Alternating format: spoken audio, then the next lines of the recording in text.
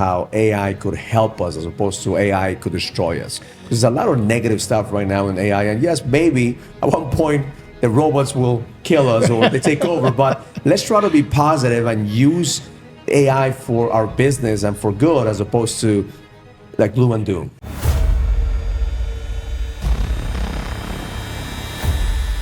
Welcome to the King's Code Podcast.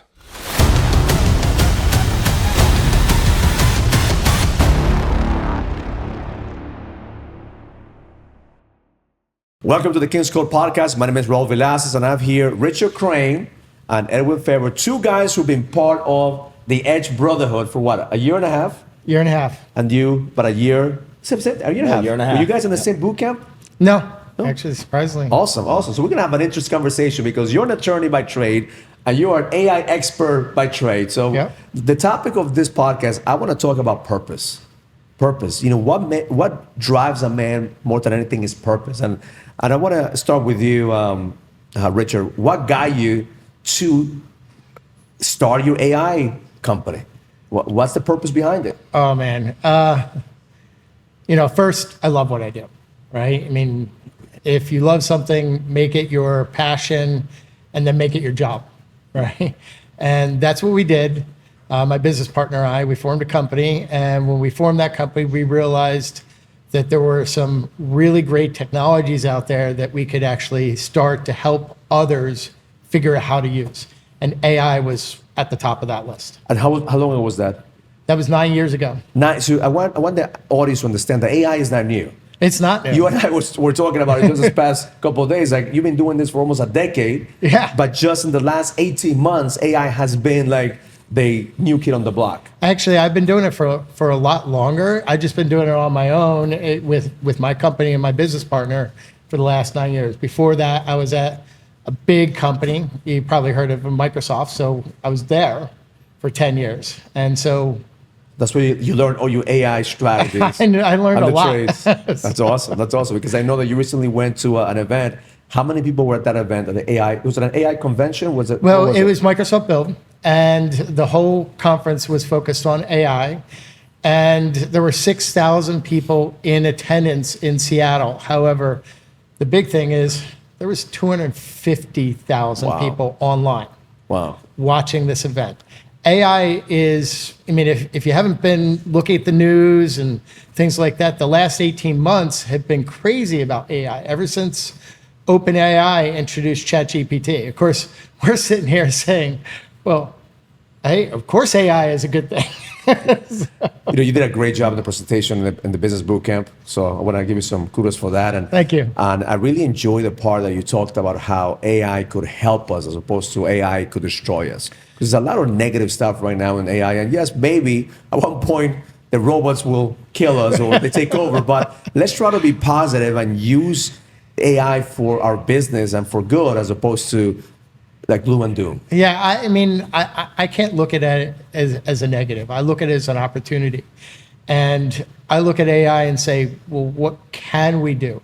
How can we leverage AI to be more productive, to help us in our daily lives, to help us in our business? And that's the focus I take. There's a lot of people out there saying, AI is going to replace me. It's not going to replace you, right? It's going to make you more productive. It's going to make you be able to do more and maybe get time back and focus on more important things. You said something interesting at the event. You said AI is not going to replace you unless you bring value. Yep. Right? If you're not bringing value, yes, AI is going to replace you because it's going to do your job better than you do it right now. Yeah, I mean, those people that are just kind of showing up and not really putting in the effort to drive value and be valuable, of course AI will replace them. Those that are, putting in the effort, doing the work, being of value, they're the ones that, quite frankly, AI is going to help them do 10x what they're doing today. 100%. I'm a big advocate for AI. Actually, we have an app that we developed that you're looking into bringing the AI into the app. We already have an AI in the app, but the app that we develop is to keep track of habits, right? And because I believe every man, we're a man of habit. So if we don't keep track of our habits, we don't know whether we're winning or losing the game of life. And going to habit, I know that you and I will go way back in the real estate world, right? That is correct. And I had the habit of now liking attorneys until you and I became friends, and you became like one of the first attorneys that I like, right? Yeah, I mean, you guys may be very wealthy in the early days That's right, man. until we weren't. We made some good money back in the days, Yeah, you know? And, yeah. and the beautiful thing about it is that we kept in touch, and you kept on asking me and sending me messages. Hey, Raul, what are you doing with this edge thing? What is this edge thing? What is this next level experience? And, hey, I can't tell you about it. You got to experience it, right? You got to come to one of the events. That's right. What did you get when you came? Because again, your background as an attorney, you're very like, okay, what's going on here? What was your experience the first time that you came to one of our events? I have to admit, when I first came, I was skeptical, very skeptical, and I said, I'm here to observe, see what Raul does. How can I learn what he's doing so I can learn how to implement it for myself? And then I thought, you know what?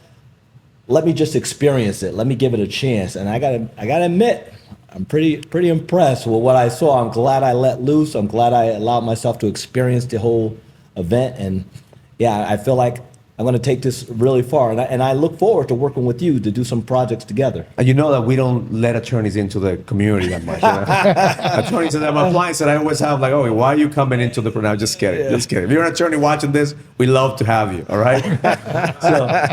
But you started thinking, okay, maybe I could do something more than being an attorney. Maybe I could do something more than making money this way. So tell us about what you're passionate about. Tell us what you've gathered from working with us in the last year and a half, and what you're passionate about now. It's funny you said, it may seem like the attorney thing was first, and then this new passion came. Actually, the passion came first, and the attorney part was to finance what I wanted to do, and that is to help young people. So my whole ultimate goal was to get out here and do as much as I could for young people who don't really understand what they're capable of, and don't have the character building skills and the success building skills that I ultimately learned at the last minute. I wasn't the best student. And so it was one of these things where when I realized what I was capable of and I started to achieve, I said, oh my gosh, I wish more young people knew what was possible. And it wasn't until 1989 I got into a bad car accident. I came out of it, survived, and I thought, what's my purpose? And my purpose, I felt, was to go back and help kids like my old self, turn around and be able to do the kinds of things I ultimately began to do. And so for the last 30 years, I've been working with young people. So you have already been working with in the leadership years. position, like giving back to the community, Absolutely. Shaping and molding that. Now you want to take it to the next level. Absolutely, because I realized at 53 years old, trying to practice law and going out in the community and trying to serve the community as well, it doesn't work well, at 53. So I don't have the energy, but I feel like if I can go back and do this full time, get into the schools, get into the communities and give back and make a living at it, then that's what I want to do. And when we're talking about how do you create a business out of your purpose, right? You're very driven and this is your purpose to work with AI.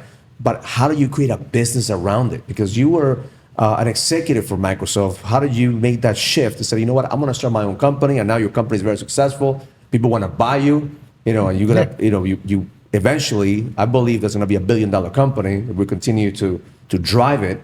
But how did you make that decision from the moment of, man, I'm getting paid very well here at Microsoft. Now it's time for me to enter into entrepreneurship. I think, initially it was a lifestyle choice for me. It was, working for a big company. And, when you work for that big company, you can do a lot of stuff, which is great.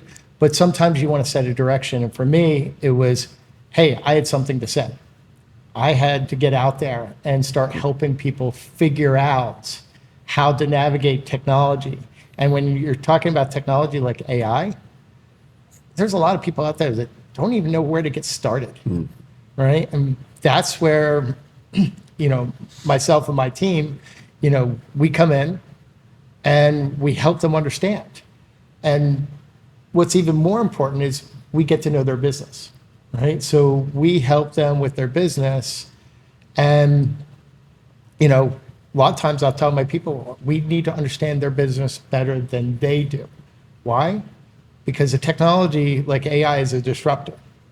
If you're not moving into it and starting to use it, guess what? Somebody else is, and your competition is going to come in and you're not going to be the leader in that space. You want to be the leader in that space? Adopt the latest technology. And it takes courage for somebody because you had a secure job, a secure paycheck. They were paying you very well. Mm-hmm. A lot of people think, well, I'm going to start a business because I want to own my own time. I want to start my business because I want to make more money. Is that really true at the beginning? No. At the beginning, you're probably not going to make any money. At the beginning, you're probably going to work twice as much as you were working as an employee. My boss at the time thought I was nuts. Yeah. You know? But I had the entrepreneurial spirit, and I left, and I haven't looked back. So. And that's what I talk about, having an edge. Having an edge means having the energy to be determined, to be guided to execute. You were guided to become an entrepreneur. So now you're building $1 billion company because you were guided into it. Imagine if you were stuck in an employee job, even though you were getting paid very well, you've never been able to live your purpose. And that's what I want the audience to understand, that living your purpose, like you said at the beginning, your purpose is to pay the bills. It's just, but now as you continue to grow, you have to follow your passion. You have to follow your purpose. It's not gonna be easy. Like, you transitioning from an attorney to the leadership development world is going to be hard, but it's not impossible.